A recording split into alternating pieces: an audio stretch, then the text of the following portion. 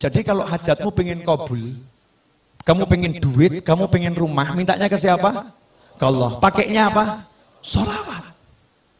Gak pakai sholawat, ditolak sama Allah. Makanya kalau ada orang mengatakan jangan gunakan sholawat untuk mobil, jangan gunakan sholawat untuk motor, jangan gunakan sholawat untuk hajat dunia, maka jawablah, lantas suruh pakai apa?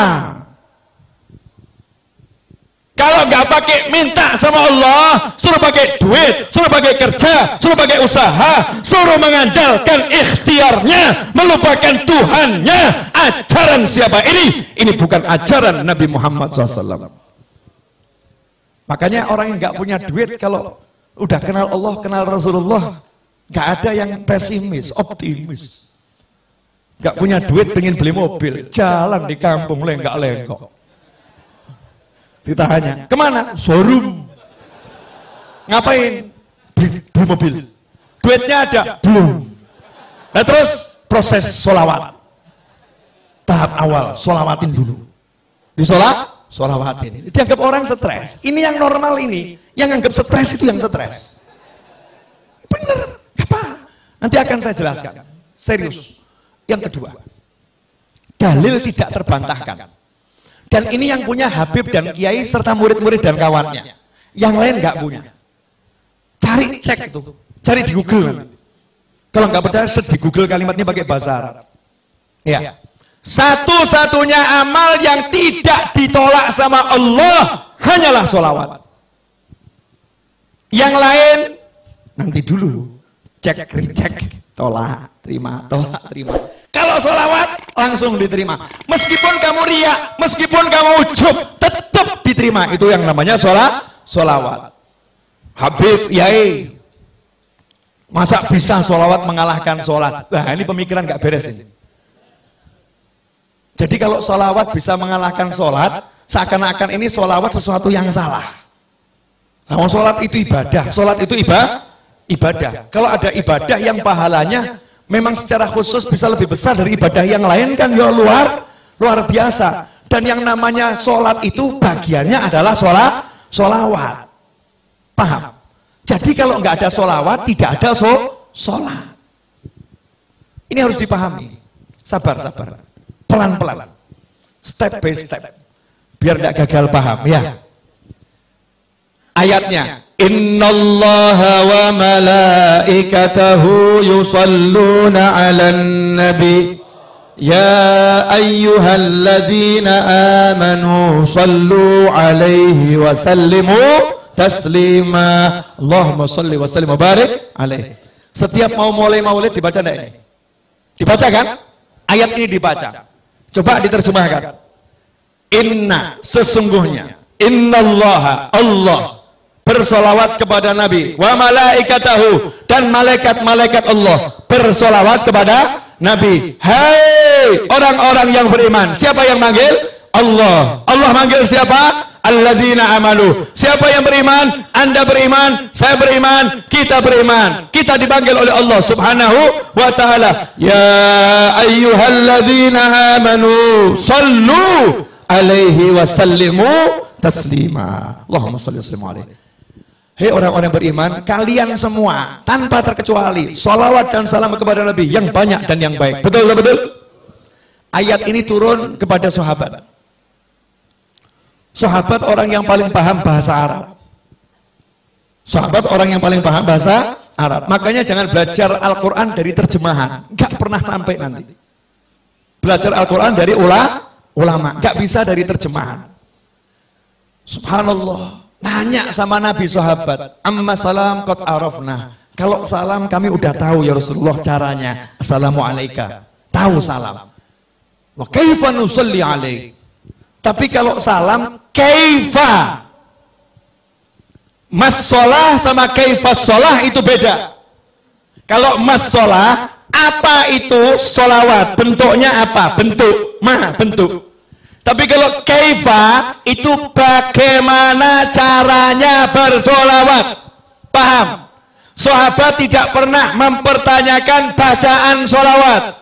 Yang ditanyakan sahabat, caranya bersolawat. Antara cara sama bacaan itu dua hal yang jauh berbeda. Sahabat nanya, kaifa nusalli alaik? Jawaban Nabi apa? Qulu, caranya kamu cukup mengucapkan Allahumma sholli ala sayyidina Muhammadin wa ala ali sayyidina Muhammad. Allahumma sholli wa sallim alaihi. Bukan bentuknya. Kalau bentuknya macam-macam. Ada sholawat Ibrahimiyah, ya. Ada sholawat yang untuk keluarga Rasulullah, ada sholawatnya sahabat, ya. Ada sholawatnya tabi'in, ada sholawat Nabi yang diajarkan ulama di dalam mimpi. Macam-macam. Ada sholawat yang dikarang oleh para ulama. Bentuknya bebas, bentuknya bebas. Caranya ini yang benar. Apa caranya? Ucapkanlah Allahumma sholli. Ya Allah, tolong kamu bersolawat. Solawat itu artinya doa. Makanya ketika sahabat diperintahkan bersolawat dalam Al-Quran, sahabat bingung. Doakan Nabi, doakan Nabi. Ucapkan salam untuk Nabi, doakan Nabi. Maka sahabat nanya sama Nabi, cara doakan Nabi gimana? Karena Nabi udah dapat semuanya. Gimana mendoakan? Maka sama Nabi diajarin. Kamu bilang saja sama Allah, ya Allah, tolong kamu yang doakan Nabi. Allahumma sholli. Ya Allah, tolong kamu yang bersolawat sama Nabi. Ya Allah, tolong kamu yang bersolawat kepada keluarga Nabi Muhammad SAW. Dah, sekarang dicek dulu, cek pemahamannya udah nyampe belum? Yang merintah siapa? Yang dapat perintah siapa? Mukmin, betul. Allah merintah kita untuk ngapa? Solawat. Solawat kepada siapa? Kepada Nabi Muhammad SAW. Nabi ngajarin kita bagaimana? Minta saja sama Allah, Allahumma sholli. Ya Allah, tolong kamu solawat sama Nabi, betul? Ya Allah, tolong kamu solawat sama Nabi. Maka Allah jawab, innallaha wa malaikatahu yusholluna ala nabi. Allah dan malaikat udah terus-terusan selalu solawat sama Nabi. Kalian yang solawat sama Nabi. Kita jawab lagi, ya Allah, kamu saja yang solawat sama Nabi. Allahumma sholli ala sayyidina Muhammad. Ya Allah, tolong kamu saja yang solawat sama Nabi. Allahnya jawab, innallaha wa malaikatahu yusholluna 'alan nabi ya ayyuhalladzina amanu shallu 'alaihi wa sallimu taslima. Kita diajari Nabi, kembalikan ke Allah, kembalikan ke Allah. Ya Allah, tolong kamu saja yang salawat ke Nabi. Allahnya bilang, aku udah salawat sama Nabi dan terus salawat sama Nabi. Malaikatku salawat sama Nabi terus. Giliran kalian salawat sama Nabi. Kita jawab, Allahumma, ya Allah, tolong kamu yang salawat sama Nabi. Pertanyaan saya, sejak kapan kamu pernah bersolawat? Pernah enggak kita bersolawat? Gak pernah. Yang ada itu kita meminta agar Allah bersolawat kepada Nabi. Pertanyaan saya, nah kalau kita minta sama Allah untuk solawat, terus yang solawat siapa? Allah. Yang solawat? Allah. Akankah Allah menolak Allah? Akankah Allah menolak Allah? Tentu tidak. Itu yang pertama. Yang kedua, kita minta kepada Allah untuk kita atau untuk Nabi? Allahumma sholli ala sayyidina Muhammad. Ya Allah, tolong kamu bersolawat pada Nabi Muhammad. Berarti kita minta kepada Allah untuk siapa?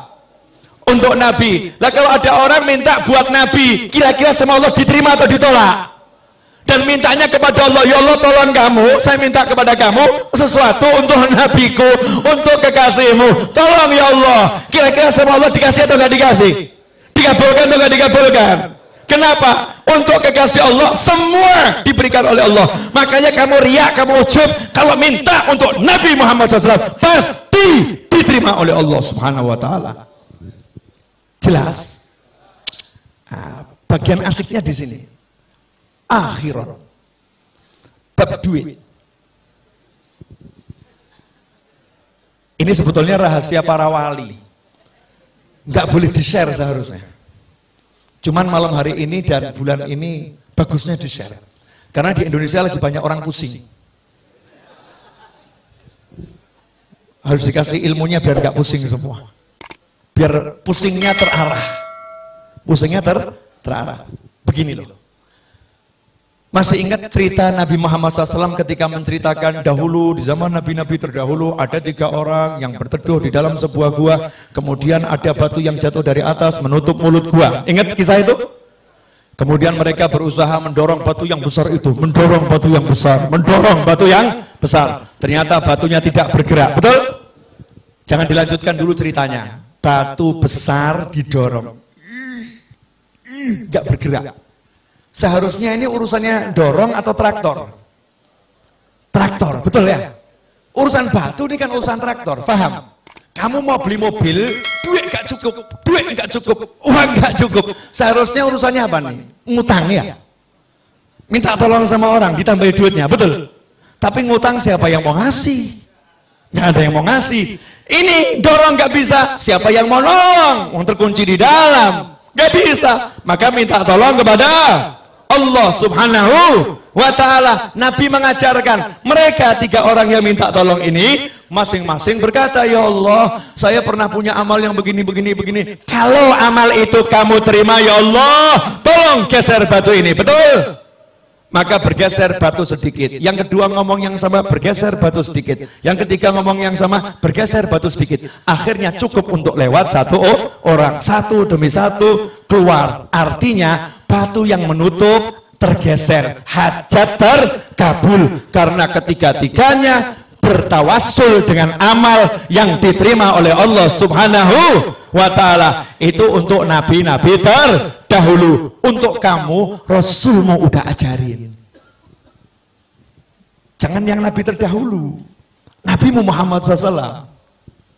Ada satu amalan yang tidak mungkin ditolak. Apa namanya tadi? Sholawat.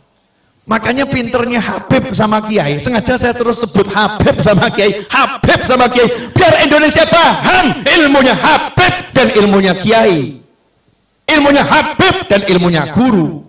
Mereka orang-orang yang luar biasa. Meskipun penampilannya biasa-biasa saja, meskipun penampilannya mungkin baju takwa nggak jelas, mungkin sandal aja warnanya beda, ya, sandal warnanya beda, nyantai.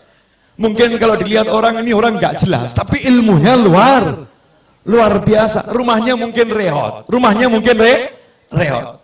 Coba perhatikan.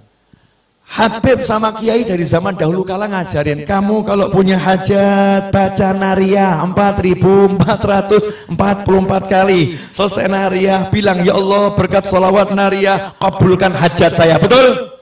Kamu kalau punya hajat, baca maulid simtuduror, barzanji, burda, dibak, dan sejenisnya. Selesai maulid bilang, berkat maulid ini ya Allah kabulkan hajat saya, betul? Kamu kalau punya hajat diajari Habib Kiai, baca munjiah 1000 kali, sholawat A sekian kali, sholawat B sekian kali. Selesai bilang sama Allah, ya Allah berkat sholawat yang aku baca tadi, kabulkan hajat saya, betul? Pertanyaan saya, ajaran Habib sama Kiai ini berasal dari mana? Dari ajaran langsung Nabi Muhammad Sallallahu Alaihi Wasallam. Amal yang tidak ditolak. Dan buat kita amal yang tidak ditolak adalah sholawat. Makanya kalau kamu pengen beli mobil, baca nariyah 4444 kali. Tapi jangan diwakilkan. Kalau kamu wakilkan, yang qabul yang mewakili. Karena judulnya ini mau tawasul dengan mujahadahmu, dengan usahamu. Gantinya dorong batu tadi loh, usahanya duduk di kamar. Nanti kamu masuk kamar bilang sama istri, dek saya mau beli rumah dulu ya, jangan diganggu 5 jam, siapkan kopi, teh, dan makanan. Kunci kamarnya jangan diganggu, kholwat 5 jam, nariyah, munjiah. Anaknya ditanya sama ibunya, nanya sama ibu, ayah mana? Beli mobil, di mana? Di kamar. Masya Allah. Keluar dari kamar ya, ayahnya ada tamu, terus anaknya cerita, ayah tadi beli mobil, oh iya benar, di mana? Di kamar. Masya Allah. Tamunya nanya, iya betul, iya. Gimana caranya? Nariyah 4444 kali. Hasilnya sebentar lagi saya harus keluar dulu. Hasilnya sebentar lagi saya harus keluar dulu. Baru dia keluar, jalan ke pasar, jalan cari obyekan, jalan dia bergerak. Nanti itu sholawatnya akan bekerja. Sholawatnya akan bekerja. Loh, kalau Nabi yang terdahulu saja umatnya di dalam gua nggak ngapa-ngapain, diem saja, gerak sendiri. Lah kamu udah pakai sholawat, masih pakai kerja, nggak kabul ya nggak mungkin. Mana imanmu? Mana yakinmu? Mana percayamu? Jangan percaya dengan fata morgana. Pekerjaan itu fata morgana, perencanaan itu fata morgana, ajaran nabimu itu nyata, saudara-saudara. Allahumma shalli alaihi. Jelas. Masing-masing buat rencana kelihatannya. Mulai pulang mau sholawat. Mau sholawat. Mujahadah, baca sholawat. Ini kalau semua ngamalin sampai nanti sudah terwujud, komisi nggak nyampe Solo, awas. Oh, namanya guru tuh harus dapat komisi, yang ngajarin kan ya. Perdagangan kan begitu kan ya. Yang ngajari kan dapat apa itu, hak cipta ya. Royalti. Nah, royalti nggak usah banyak-banyak, udah 10%. Royalti 10%. Ikhwani rahimakumullah. Jelas yang saya sampaikan? Jelas? Sekarang hidup ringan atau berat? Ringan ya? Gak usah repot, kita punya Nabi Muhammad sallallahu alaihi wasallam. Ada yang masih ngeyel, mungkin nonton orangnya. Sebentar. Masih belum puas? Oke, satu lagi. Yang di rumah tuh masih belum puas dalilnya. Wa may yattaqillaha yaj'al lahu makhrajan wa yarzuqhu min haitsu la yahtasib. Siapa takwa kepada Allah, Allah akan selalu memberikan solusi untuk masalahnya, apapun itu masalahnya. Wa yarzuqhu min haitsu la yahtasib. Dan Allah akan selalu memberinya surprise rezeki. Rezekinya surprise, rezekinya kejutan, tidak bisa dipikir dari mana datangnya. Tahu muncul. Itu namanya min haitsu la yahtasib. Bahasa kerennya surprise. Itu kerennya. Rezekinya surprise. Ayatnya itu. Lihat asbabun nuzulnya. Asbabun nuzulnya tentang suami istri yang anaknya tertawan oleh musuh. Terus suami istri ini menghadap Nabi Muhammad SAW. Terus ngomong sama Nabi, anak saya ditawan musuh. Apakah Nabi kirim pasukan untuk membebaskannya? Apakah Nabi mengatakan, satu sahabatku nyawanya seperti nyawa seluruh umatku, maka akan kukerahkan seluruh pasukan untuk bebaskan anakmu? Apakah seperti itu?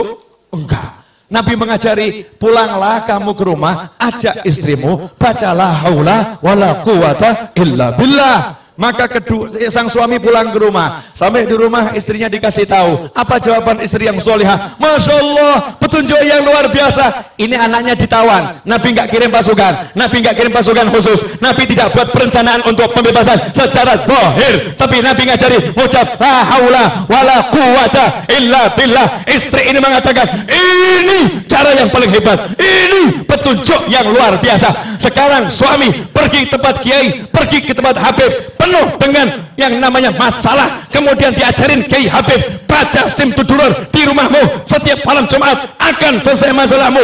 Pulang ke rumah, ngomong sama istri, istrinya menjawab, maulid lagi, urusannya duit kok suruh baca maulid, urusannya utang nggak selesai kok suruh baca maulid. Na'udzubillah, amin. Mana perencanaanmu? Mana strategimu? Rasulullah enggak membuat strategi, sahabatnya tidak suruh membuat strategi, suruh duduk zikir kepada ilahi Rabbi. Hasilnya subuh, ketok pintu rumah, anaknya datang, assalamualaikum, rangkulan nangis. Anaknya datang bawa kambing sejumlah lembah itu ya, lembah. Di riwayat yang lain kuda sebanyak itu, masya Allah. Maka sang ayah ini langsung ngadep ke Rasulullah SAW. Ya Rasulullah, anak saya udah pulang, selamat, bahkan bawa rampasan perang. Ternyata anaknya ketika ditawan, yang nawan dibuat tidur sama Allah. Kemudian anaknya bisa melepaskan ikatannya. Anaknya kemudian melarikan diri. Dan ternyata kambingnya saat itu, dan atau kudanya saat itu, semua ikut sama anak tersebut ke Madinah Nabi Muhammad SAW. Sehingga sampai depan pintu, orang tuanya bahagia, anaknya bahagia, kambingnya juga bahagia. Kambingnya hijrah dari tangan orang kafir ke tangan muslimin. Apa kata Nabi? Muncullah itu turun ayat, wa may yattaqillaha yaj'al lahu makhrajan wa yarzuqhu min haitsu la yahtasib. Makanya kalau kamu pengen solusi, kamu pengen rezeki, jalannya takwa. Dan salah satu jalan takwa yang terbaik adalah sholawat pada Nabi Muhammad sallallahu alaihi wasallam. Makanya kalau ada orang mengatakan jangan jadikan sholawat untuk cari dunia, orang ini tidak paham ilmunya Allah dan Nabi Muhammad SAW. Justru kalau kamu butuh dunia, pakailah akhiratmu. pakailah Allahmu. Itu namanya orang yang mengandalkan Allah Subhanahu wa ta'ala.